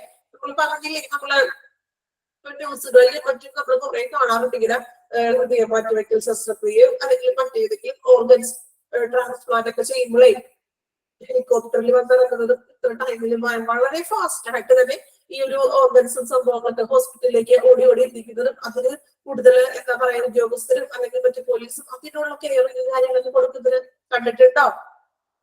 അല്ലെങ്കിൽ ന്യൂസിലൊക്കെ കണ്ടിട്ടുണ്ടാവില്ലേ ഓരോ ഈ ഓർഗൻ ട്രാൻസ്പ്ലാന്റിനൊക്കെ ചെയ്യുന്നത്. ഓക്കെ, അപ്പൊ മെയിൻ ആയിട്ട് പറയുന്നത് ഗ്രൗണ്ട് ട്രാൻസ്പോർട്ട് ആണെങ്കിൽ ആംബുലൻസ് അങ്ങനെയുള്ള മൊബൈൽ ആംബുലൻസ് സംഭവങ്ങളും. എയർ ട്രാൻസ്പോർട്ടിലാണെങ്കിൽ രണ്ടും നമുക്ക് പറ്റുള്ളൂ, ഹെലികോപ്റ്ററും പറ്റും, എയറോപ്ലെയിനും പറ്റും. ഓക്കെ, ഇത് നമുക്ക് ഗ്രൗണ്ട് ട്രാൻസ്പോർട്ടിൽ എന്തൊക്കെയാണെന്ന് കേട്ടോ ആദ്യം നോക്കുന്നത്. ഗ്രൗണ്ട് ട്രാൻസ്പോർട്ട് നോക്കാം. Different types of ambulance are used in this mode of transfer of patient. നമുക്കറിയാം ഇത് പലതരത്തിലുള്ള ആംബുലൻസ് ഉണ്ട്. എല്ലാ സജ്ജീകരണങ്ങളോടും കൂടിയിട്ടുള്ള ആംബുലൻസ് ഉണ്ട്, അല്ലെങ്കിൽ ഒരു നോർമൽ ആംബുലൻസ് ഉണ്ട് അല്ലെ. ഓരോ പേഷ്യന്റിനും എന്താണോ അവരുടെ സ്ഥിതി അതിനനുസരിച്ചുള്ള ആംബുലൻസുകൾ നമുക്ക് ഇത് അവൈലബിൾ ആണ്. നോക്കാം, ഈ ഓരോ ആംബുലൻസിനെ പറ്റിയാണ് പറയുന്നത്. ഫസ്റ്റ് നമ്മൾ നോക്കുന്നത് basic life support ambulance. Basic life support. ആ വാക്കിൽ തന്നെയുണ്ട് ബേസിക് എന്ന് വെച്ചാൽ എന്താണ്? ബേസിക്. എന്താ ബേസിക് മീൻസ്? ബേസിക് നമ്മൾ കോമൺ ആയിട്ട് എപ്പോഴും ബേസിക് ടേം പറയാറുണ്ട് അല്ലെ. ബേസിക് ഉദ്ദേശിക്കുന്നത് ഒരു അടിസ്ഥാനം, അതായത് ടോട്ടലി ഫസ്റ്റിലേ വരുന്നത്, അതായത് ഒരു അടിസ്ഥാനം എന്ന് പറയാം അല്ലെ. അപ്പൊ ബേസിക് ലൈഫ് സപ്പോർട്ട് ആംബുലൻസ് നോക്കാം. ഇവിടെ എന്താണ് ബേസിക് ലൈഫ് സപ്പോർട്ടിൽ വരുന്നത് നോക്കാം. These ambulances are conditioned with adequate staff and monitoring devices to shift patients without life-threatening conditions. And this can only provide basic life support services. ഇവിടെ വരുന്നത് എങ്ങനെയായിട്ടുള്ള patients ആണ്? Without life threatening. എന്താ without life threatening means?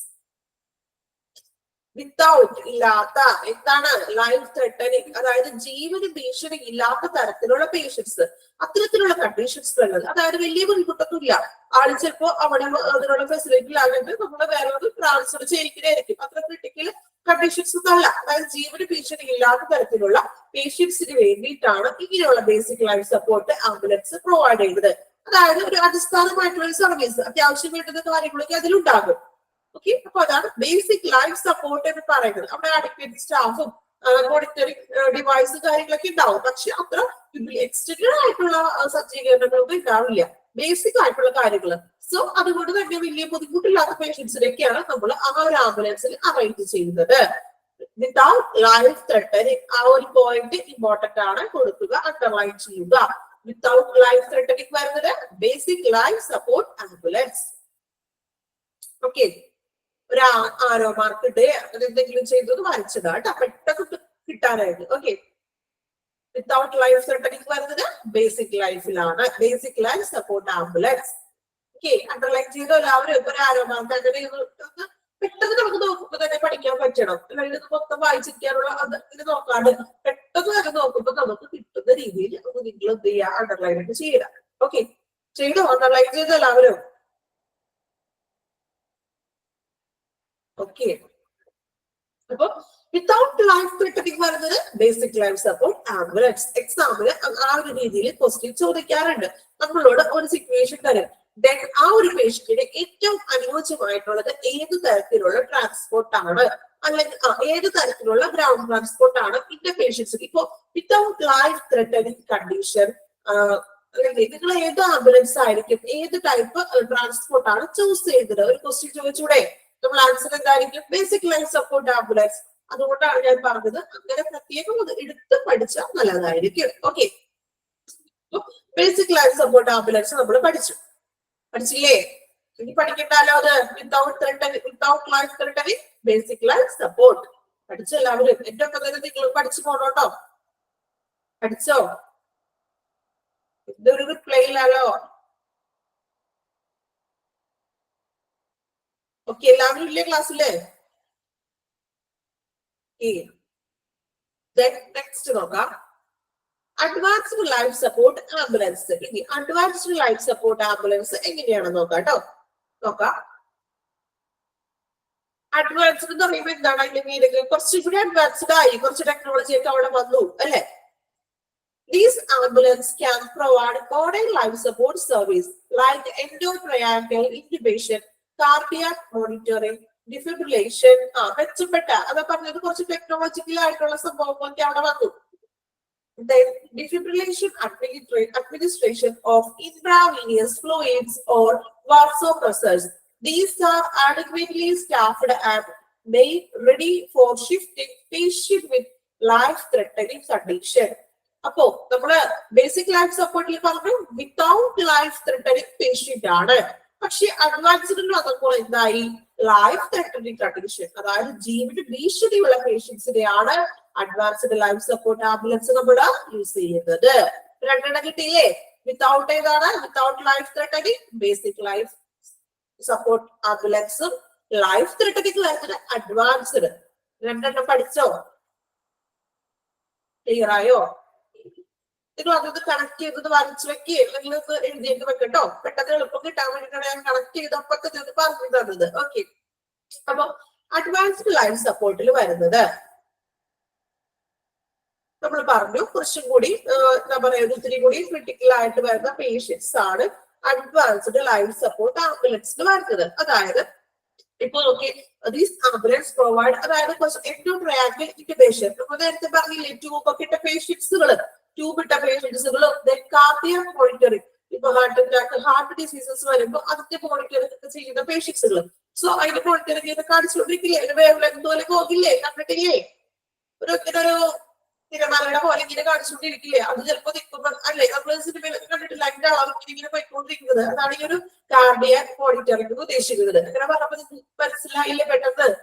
So അങ്ങനെ ഹൃദയ സംബന്ധമായിട്ടുള്ള monitoring ചെയ്യുന്ന പേഷ്യൻസും നമ്മൾ പറഞ്ഞ പോലെ നേരത്തെ കണ്ടതുപോലെ എൻഡോട്രയാക്കിൾ ട്യൂബ് ഒക്കെ ഇട്ട പേഷ്യൻസുകളും അങ്ങനെയുള്ളവർക്കൊക്കെയാണ് ഈ ഒരു അഡ്വാൻസ്ഡ് ലൈഫ് സപ്പോർട്ട് ആംബുലൻസ് ഉപയോഗിക്കുന്നത്.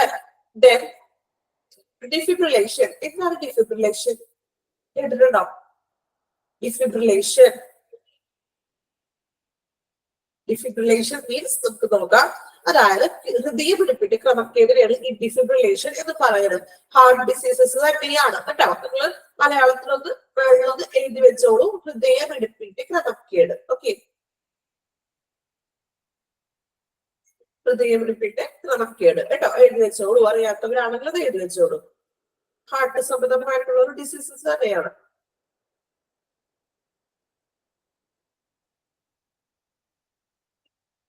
ഓക്കെ, അപ്പൊ ഹൃദയമിടിപ്പ് നോർമലി നമ്മുടെ ഹൃദയമിടിപ്പിനൊക്കെ ഒരു അളവ് കാര്യങ്ങളൊക്കെ ഉണ്ട്. അപ്പൊ അതിൽ കൂടിയാലും കുറഞ്ഞാലും പ്രശ്നമാണ്. സോ അതിനെയാണ് നമ്മൾ എന്താ പറയുന്നത്, ഡിഫിബ്രിലേഷൻ എന്ന് പറയുന്നത്. അതിന്റെ ഒരു ട്രീറ്റ്മെന്റ്സ് കാര്യങ്ങളൊക്കെയാണ്. ഇപ്പോ അധികം ഇങ്ങനെ ഹൃദയമിടിപ്പിന്റെ കൂടുതലും അതിന്റെ ക്രമക്കേടുണ്ടെങ്കിൽ ചില പേഷ്യൻസിന് ശ്വാസമുട്ടലുകൾ ഉണ്ടാവും, നെഞ്ചുവേദന അനുഭവിക്കും, അല്ലെങ്കിൽ തലകറക്കം, അങ്ങനെയുള്ള കാര്യങ്ങളൊക്കെ വരാറുണ്ട്. സോ ഡിഫിബ്രിലേഷൻ മീൻസ് ഇതുപോലെയുള്ള ഹൃദയമിടിപ്പിന്റെ ക്രമക്കേട്, ഹാർട്ടിന്റെ ഒരു ഡിസീസസ് ആണ്. അപ്പൊ ഡിഫിബ്രിലേഷൻ മീൻസ് അതായത് ഇങ്ങനെ ഹൃദയമിടിപ്പിന്റെ ക്രമക്കേട് മാറ്റാൻ വേണ്ടിയിട്ട് ഒരു ഡിഫിബ്രിലേറ്റർ എന്ന് പറഞ്ഞ ഒരു മെഷീനാണ്, ചെറിയൊരു ഇത്. ആ ഒരു പേസ് മേക്കർ ഒക്കെ കേട്ടിട്ടുണ്ടോ? നിങ്ങളെ പേസ് മേക്കർ കേട്ടിട്ടുണ്ടോ? ആരെങ്കിലും കേട്ടിട്ടുണ്ടോ? ഓക്കെ, എന്താണ് പേസ് മേക്കർ എന്ന് പറയുന്നത്? കേട്ടിട്ടുള്ളവരാണെങ്കിൽ ഒന്ന് കമന്റ് ചെയ്യണേ. പേസ് മേക്കർ ഇതുപോലെ തന്നെ ഹൃദയത്തിന്റെ നിലനിൽപ്പിന് അല്ലെങ്കിൽ അതിന് വേണ്ടിയിട്ടുള്ള ഒരു ഇതാണല്ലോ പേസ് മേക്കർ. സോ അതുപോലെ തന്നെ ഡിഫിബ്രിലേഷൻ പറയുന്നുണ്ടെങ്കിൽ ഈ നമ്മളുടെ ഈ ഹാർട്ട് ബീറ്റ് കറക്റ്റ് ആകാൻ വേണ്ടിയിട്ടുള്ള പേസ് മേക്കർ, അതുപോലെ തന്നെ ഒരു സംഭവമാണ് ഈ ഡിഫിബ്രിലേഷൻ ഉദ്ദേശിക്കുന്നത്. അതായത് ഈ ഹൃദയമിടിപ്പിന്റെ ക്രമക്കേടിനെ കറക്റ്റ് ആയിട്ട് തന്നെ കൊണ്ടുപോകാൻ വേണ്ടി ഹൃദയത്തിലേക്ക് ഒരു ഡിഫിബ്രിലേറ്റർ എന്ന് പറഞ്ഞാൽ ഒരു വൈദ്യുത പ്രവാഹത്തെയാണ് നമ്മൾ കടത്തി വിടുന്നത്. ഒരു വൈദ്യുത പ്രവാഹത്തിന്റെ ഒരു ചെറിയൊരു പേസ് മേക്കർ എന്ന് പറഞ്ഞാൽ ചെറിയൊരു മെഷീനാണ്. പക്ഷെ ഇവിടെ ഡിഫിബ്രിലേഷൻ എന്ന് പറഞ്ഞാൽ ഒരു വൈദ്യുത പ്രവാഹം നമ്മൾ ഹൃദയത്തിന്റെ ഉള്ളിലേക്ക് കടത്തി വിടുകയാണ് ചെയ്യുന്നത്. ഓക്കെ, അതാണ് ഡിഫിബ്രിലേഷൻ കേട്ടോ. അതായത് ഹൃദയമിടിപ്പിന്റെ കൺട്രോൾ ചെയ്യാൻ വേണ്ടിയിട്ട് ഒരു വൈദ്യുത പ്രവാഹം കടത്തി വിടുന്നത്. ഓക്കെ, ജസ്റ്റ് മീനിങ് ഒന്ന് എഴുതി വെക്കാം. അറിയാത്തവരാണെങ്കിൽ ഉള്ളത് ഹൃദയമിടിപ്പിന്റെ എഴുതി വെച്ചോളൂ കേട്ടോ. അപ്പൊ അങ്ങനെ വരുന്ന പേഷ്യൻസ് ഒക്കെയാണ് കൂടുതലും ലൈഫ് സപ്പോർട്ട് ആംബുലൻസുകൾ ഉപയോഗിക്കുന്നത്. ഇനി എൻഡോട്രയാക്കിൾ ട്യൂബ്, ഇൻട്രാവീനിയസ് ഫ്ലൂയിഡ്സ്. ഇൻട്രാവീനിയസ് ഫ്ലൂയിഡ്സ് മീൻസ് ഇതുപോലെ വരുന്ന മറ്റേ നമ്മൾ പറഞ്ഞില്ലേ ക്യാനുലാസും മറ്റും കാര്യങ്ങളൊക്കെ ഇടില്ലേ, അല്ലെങ്കിൽ ഈ വാസോപ്രസേഴ്സ്, രക്തധമനികൾ പൊട്ടി അങ്ങനത്തെ പ്രശ്നങ്ങളൊക്കെ ഉള്ളവര്, ഫ്ലൂയിഡും മറ്റൊക്കെ വരുന്ന പേഷ്യൻസ്. ഓക്കെ, അപ്പൊ ഒത്തിരി ക്രിട്ടിക്കൽ ആയിട്ടുള്ള പേഷ്യൻസ് ആണ് അഡ്വാൻസ്ഡ് ലൈഫ് സപ്പോർട്ടിൽ വരുന്നത്. ലൈഫ് ത്രെട്ടനിങ് പേഷ്യൻസ് മാറിപ്പോയിട്ട് അങ്ങോട്ട് ഇടും. ലൈഫ് ത്രെട്ടനിങ് പേഷ്യൻസ് ആണ് അഡ്വാൻസ്ഡ് വരുന്നത്. വിത്തൗട്ട് വരുന്നത് ബേസിക് ലൈഫ് സപ്പോർട്ട് കേട്ടോ. ഇനി മാറിപ്പോകാൻ ചാൻസ് ഉള്ളവരാണെങ്കിൽ എഴുതി വെച്ചോളൂ കേട്ടോ, സൈഡിലൊന്ന് എഴുതി വെച്ചോളൂ നിങ്ങൾ. ബേസിക് ലൈഫ് സപ്പോർട്ട് ആംബുലൻസ് ഹൈഫനിട without life threatening. Then advanced life support ഹൈഫനിട എന്താ അഡ്വാൻസ്ഡ് ആകുമ്പോൾ ലൈഫ് വിത്തൗട്ട് അല്ല, life with life threatening. Okay, MICU. MICUന്റെ ഫുൾ ഫോം എന്താണ്?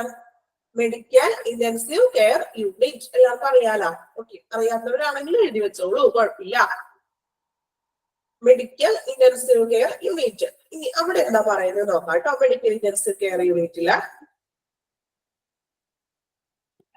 these are specialized vehicles with all equipment and staff to transfer patients who are critically illness ആയിട്ടുള്ള പേഷ്യൻസിന് വേണ്ടിയിട്ടാണ് MICU നമ്മൾ ഉപയോഗിക്കുന്നത്. അതില് കൂടുതലായിട്ടും ധാരാളം ഒത്തിരി എക്യുപ്മെന്റ്സുകളും അല്ലെങ്കിൽ സ്റ്റാഫുകളും അവൈലബിൾ ആണ്. Then are you usually used in combination with specialist retrieval? Retrieval means വീണ്ടെടുക്കൽ എന്നാണ്, അതായത് retrieval teams അല്ലെ.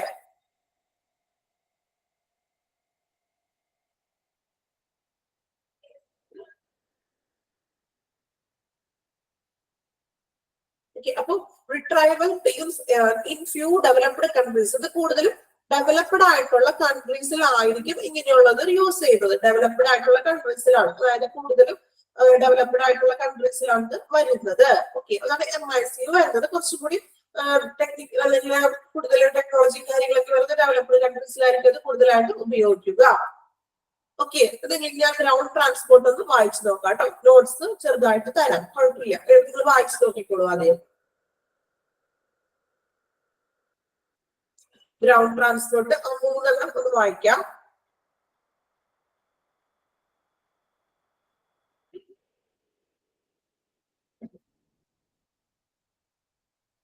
ബേസിക് ലൈഫ് സപ്പോർട്ട് എന്ന് പറഞ്ഞത് വിത്തൗട്ട് ആണ്. ദെൻ വിത്തൗട്ട് ലൈഫ് ത്രെട്ടനിങ്, വലിയ ബുദ്ധിമുട്ടൊന്നുമില്ലാത്ത പേഷ്യൻസിനാണ് ബേസിക് ലൈഫ് സപ്പോർട്ട്. അഡ്വാൻസ്ഡ് എന്ന് പറയുന്നത് കുറച്ചും കൂടി ഡിഫിബ്രിലേഷനും അല്ലെങ്കിൽ എൻഡോട്രയാക്ക് അല്ലെങ്കിൽ ട്യൂബൊക്കെ ഇടുന്ന പേഷ്യൻസ് ആണ് അഡ്വാൻസ്ഡ് ഉപയോഗിക്കുന്നത്, അതായത് ലൈഫ് ത്രെട്ടനിങ് ഉള്ളത്. MICU കൂടുതലായിട്ട് നമ്മൾ പറഞ്ഞു ഡെവലപ്ഡ് കൺട്രീസിലാണ് ഉപയോഗിക്കുന്നത്. അതിനകത്ത് ഒത്തിരി എക്യുപ്മെന്റ്സ് കാര്യങ്ങളൊക്കെ വരും. ഓക്കെ, MICU എഴുതാത്തവരെ എഴുതിയെടുത്തോളൂ. Medical intensive care unit.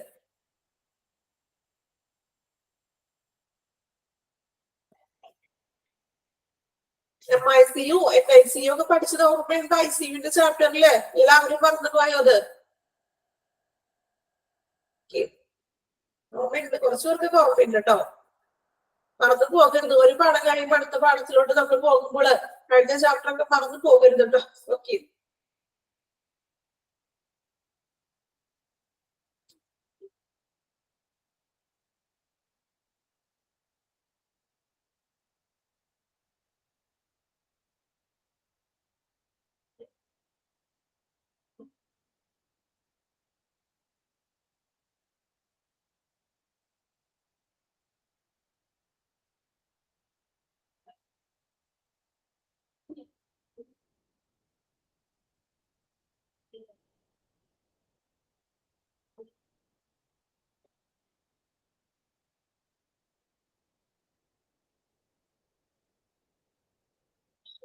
റിട്രൈവൽ means വീണ്ടെടുക്കുക എന്നൊക്കെ ഉള്ള അർത്ഥമാണ് കേട്ടോ. വീണ്ടെടുക്കുക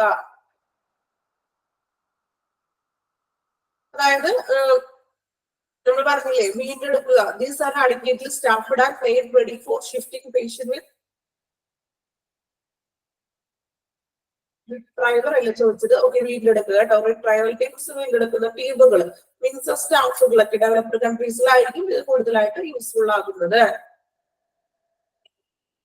ground transport.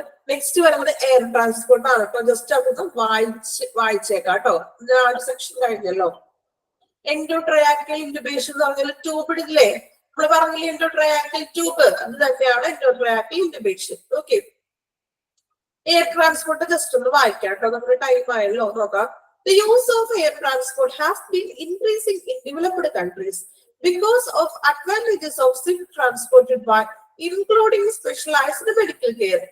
There has been an improved prognosis of patterns with the trauma, severe myocardial infarction, and severe stroke, owing to rapid provision of suitable medical care by the use of air transport. Air ട്രാൻസ്പോർട്ടിലെ കൂടുതലായിട്ട് developed കൺട്രീസിലാണ് air transport നമ്മൾ കുറച്ചുകൂടി useful ആയിട്ടുള്ളത്. അത് കൂടുതലും trauma പേഷ്യൻസിനും myocardial infarction, അതായത് heart അറ്റാക്കിന്റെ തന്നെ ഒരു ഇതാണ് മയോകാർഡിയൽ ഇൻഫ്രാക്ഷൻ എന്ന് പറയുന്നത്. ഇതുപോലെ പെട്ടെന്ന് തന്നെ ഹാർട്ട് അറ്റാക്ക് സംഭവിക്കുക, ഹൃദയം നിലച്ചു പോകുന്ന അവസ്ഥ, അല്ലെങ്കിൽ അങ്ങനെയുള്ളൊരു ഇതിനാണ് മയോകാർഡിയൽ ഇൻഫ്രാക്ഷൻ എന്നതുകൊണ്ട് ഉദ്ദേശിക്കുന്നത്. അപ്പൊ ഹൃദയാഘാതങ്ങളൊക്കെ തന്നെ അറിയപ്പെടുന്നത്. അപ്പൊ ഹൃദയത്തിന്റെ ഈ നമ്മുടെ ഹൃദയത്തിന്റെ കൊറോണറി ധമനികൾ എന്നൊക്കെ പറയില്ലേ, ആ ഒരു ധമനികളില് ഒന്നില് ചിലപ്പോൾ രക്തയോട്ടം കൂടുകയോ അല്ലെങ്കിൽ രക്തയോട്ടം നിലയ്ക്കുകയോ ചെയ്യുമ്പോൾ ഹൃദയപേശികൾ ചിലപ്പോൾ സങ്കോചിക്കാതെ വരും. അങ്ങനെ നിലയ്ക്കുന്ന ഒരു അവസ്ഥയൊക്കെയാണ് ഈ ഒരു മയോകാർഡിയൽ ഇൻഫ്രാക്ഷൻ എന്ന് പറയുന്നത്. അതിന്റെ ലക്ഷണങ്ങൾ എന്ന് പറഞ്ഞിട്ടുണ്ടെങ്കിൽ ചിലപ്പോൾ നെഞ്ചുവേദനകൾ വരാം, നെഞ്ചുവേദന അല്ലെങ്കിൽ നമ്മുടെ ഈ ഒരു തലയുടെ ഇവിടെ ഒരു തോളിന്റെ ഇവിടെ വേദന, അതൊക്കെയാണ് അതിന്റെ സിംറ്റംസ് എന്ന് പറയുന്നത്. Myocardial infarction. അപ്പൊ അങ്ങനെയുള്ള കേസസിലൊക്കെയാണ് കൂടുതലും ഇങ്ങനെയുള്ള എയർ ട്രാൻസ്പോർട്ട് യൂസ്ഫുൾ ആയിട്ടുള്ളത്. അതിന്റെ കുറച്ച് ആർക്കൊക്കെയാണ് എയർ ട്രാൻസ്പോർട്ട് ബെനിഫിറ്റഡ് ആകുന്നത് നെക്സ്റ്റ് പറയുന്നത് നമുക്ക് നെക്സ്റ്റ് ക്ലാസ്സിൽ പറയാം കേട്ടോ. ഓക്കെ, ഇത് ഇത്രയും മതിയല്ലോ. കുറച്ച് വലിയ വലിയ ടേമുകളും കുറെ പുതിയ ടേമുകളും കാര്യങ്ങളൊക്കെ നമ്മൾ പഠിച്ചു അല്ലെ. അപ്പൊ അധികം പഠിച്ചിട്ടുണ്ടെങ്കിൽ ചിലപ്പോ എല്ലാം കൂടി പോകും അല്ലെ. ഓക്കെ, നമ്മളിത് മെയിൻ ആയിട്ട് എയർവേയിൽ നോക്കി ഇമ്പോർട്ടന്റ് ആയിട്ടുള്ള ഭാഗങ്ങൾ നമ്മൾ പറയുന്നത് ഇടിടി, ട്യൂട്രയാക്കിൽ ട്യൂബ്. മാർക്ക്മാർക്ക് എക്സാമ്പിൾ ചോദിക്കാറുണ്ട് എപ്പോഴും. ബ്രീത്തിങ്ങിൽ നമ്മൾ ന്യൂമോതൊറാക്സ്, ചെസ്റ്റ് ട്രെയിൻ ഒക്കെ പറഞ്ഞു. GCS ഇമ്പോർട്ടന്റ് ആണ്, ഗ്ലാസ്ഗോ കോമ സ്കെയിൽ. എന്താണെന്ന് മനസ്സിലായല്ലോ. ഈ കോമ സ്റ്റേജിലൊക്കെ കിടക്കുന്ന പേഷ്യൻസിന്റെ ഓരോ ചലനങ്ങളെയും മനസ്സിലാക്കാനൊക്കെ വേണ്ടിയിട്ടാണ് ഇത് ഉപയോഗിക്കുന്നത്. Okay, basic life support ambulance, advanced life support MIC. ഓർമ്മയുണ്ടല്ലോ. ബേസിക് ലൈഫ് എന്ന് പറഞ്ഞിട്ടുണ്ടെങ്കിൽ വിത്തൗട്ട് ലൈഫ് ത്രെട്ടനിങ്, വലിയ ബുദ്ധിമുട്ടുകളൊന്നുമില്ല. ബേസിക് കേൾക്കുമ്പോൾ തന്നെ അറിയാലോ, ബേസിക് അടിസ്ഥാനമായിട്ടുള്ളത്. അഡ്വാൻസ്ഡ് എന്ന് പറയുമ്പോൾ കുറച്ചും കൂടി ടെക്നോളജീസ് ഒക്കെ വന്നു അല്ലെ. അപ്പൊ അത് കൂടുതലും എന്താണ് പറഞ്ഞത്, വിത്ത് ലൈഫ് ത്രെട്ടനിങ്, ജീവന് ഭീഷണിയായിട്ടുള്ളത്. MICയും പറഞ്ഞത് കൂടുതലും നമ്മൾ പറഞ്ഞു ഡെവലപ്ഡ് കൺട്രീസിലാണ് അത് ഉപയോഗിക്കുന്നത്. ഓക്കെ, ക്ലിയർ ആയോ?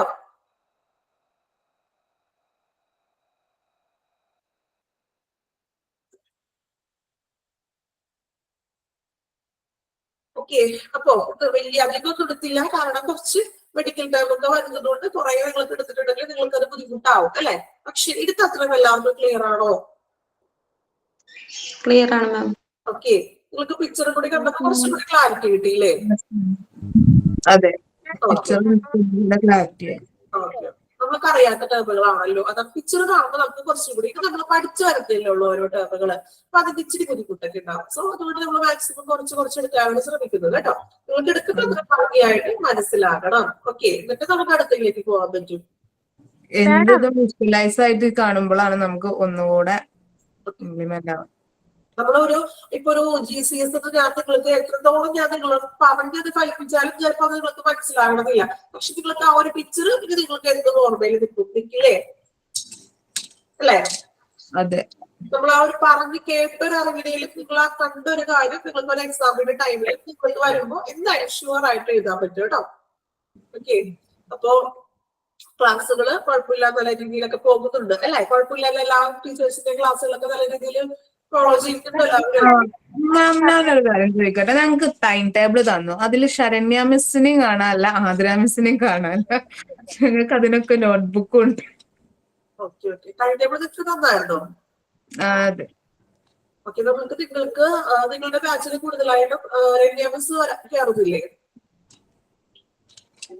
രമ്യ മിസ് ഉണ്ട്, പക്ഷെ ശരണ്യ മിസ്സും ഇല്ല, ആതിര മിസ്സും ഇല്ല.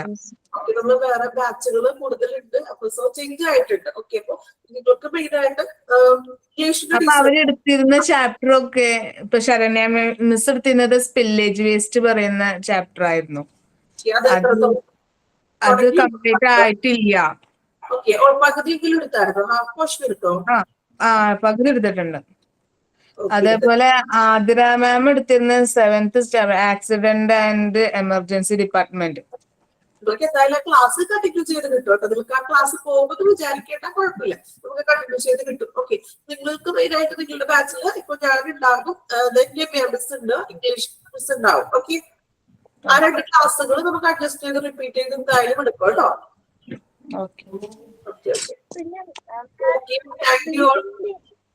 Thank you ma'am. Thank you, ma'am. Thank you, ma'am. Thank you, ma'am. Thank you, ma'am. Thank you, ma'am. Thank you, ma'am. Thank you, ma'am. Thank you ma'am.